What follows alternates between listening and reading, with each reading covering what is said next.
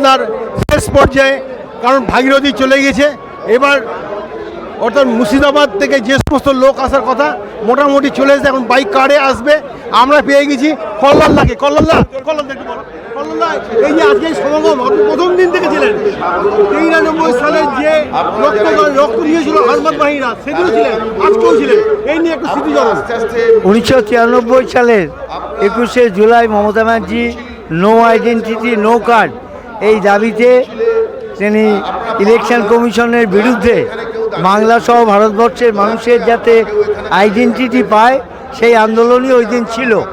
কিন্তু বামফ্রন্টের তখন মাননীয় মন্ত্রী জ্যোতি বোস এবং বুদ্ধদেব ভট্টাচার্য স্বরাষ্ট্রমন্ত্রী তাদের অঙ্গুলি হেলনে কলকাতার রাজপথে 13 জন যুবককে আমরা হারিয়েছি।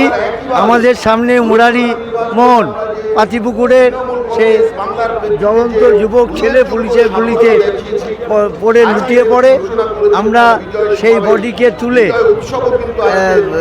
সমস্ত মানুষকে আশ্বস্ত করে আমরা মমতা ব্যানার্জির নেতৃত্বে সেই দিন থেকে সেই রক্তের বিনিময়ে আমরা 2011 সালে পরিবর্তনের ডাকে বাংলার মানুষ আশীর্বাদ দেওয়ার শুভেচ্ছায় মামাটি মানুষের সরকার গঠন করার পরে মমতা বন্দ্যোপাধ্যায় সার্বিকভাবে বাংলার মানুষের উন্নয়নে সাথ দিয়েছে।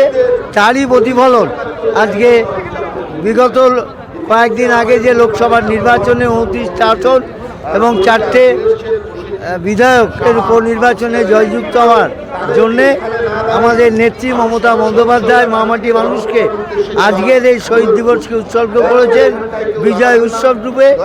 আমরা লক্ষ লক্ষ মানুষ আজ কলকাতার রাজপথে কলকাতাকে অবরুদ্ধ করে দিয়েছি এবং তৃণমূল কংগ্রেসের তরফ থেকে মমতা বন্দ্যোপাধ্যায়ের তরফ থেকে সর্বস্তরের কর্মীদের আমরা আমাদের শ্রদ্ধা প্রণাম শুভেচ্ছা জানাই।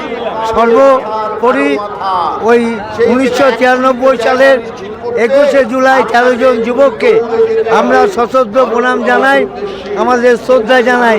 তার রক্তের বিনিময়ে আজকে তৃণমূল কংগ্রেস বাংলা সহ ভারতবর্ষে মমতা বন্দ্যোপাধ্যায়ের নেতৃত্বে এগিয়ে চলেছে। আমরা এই মুহূর্তে আমরা কল্লোলদা প্রথম দিন থেকে, কল্লোল খান প্রথম দিন থেকে ছিল আমাদের মুর্শিদাবাদের পাশের জেলার, উনি সভাপতি ছিলেন, তাই কল্লোলদার মুখে শুনে নিলাম। পাশে আমাদের তাহেরদা আছে। হ্যাঁ, তাহলে কখন যাবো ওখানে তুমি?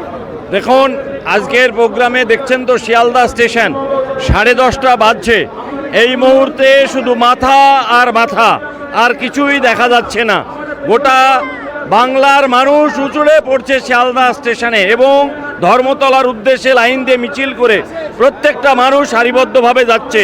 খুব ভালো লাগছে, মনে হচ্ছে এখানেই যেন লক্ষাধিক মানুষের ভিড় শুধু শিয়ালদা স্টেশনে, আর তো সব পড়ে থাকলো। সুতরাং আজকের সমাবেশ, আমার মনে হয় দিদি এই সমাবেশে আগের সমস্ত রেকর্ডকে তিনি ভেঙে দেবেন। এই 21শে জুলাইয়ের আজকের এই স্মরণীয় দিনে আমরা মমতা বন্দ্যোপাধ্যায়কে ধন্যবাদ জানাই, অভিষেক বন্দ্যোপাধ্যায়কে ধন্যবাদ জানাই যে আজকে 21শে জুলাই গুরুত্বপূর্ণ দিন বাংলার ক্ষেত্রে, বাংলার রাজনীতির ক্ষেত্রে নতুন মোড় নিতে চলেছে। একসময় আন্দোলন হয়েছিল সিপিএমের বিরুদ্ধে, আর আজকের আন্দোলন বিজেপির বিরুদ্ধে। কারণ বাংলার সিপিএমকে তৃণমূল কংগ্রেস ইতিমধ্যেই শূন্য হাতে ফিরিয়ে দিয়েছে, বাংলার কংগ্রেসকে ইতিমধ্যেই শূন্য হাতে ফিরিয়ে দিয়েছে। সুতরাং এখন সামনে বিজেপি, বিজেপি হটাও দেশ বাঁচাও, এই স্লোগানে আজকের ধর্মতলা চলো শহীদ স্মরণে, এটাই আমাদের বার্তা।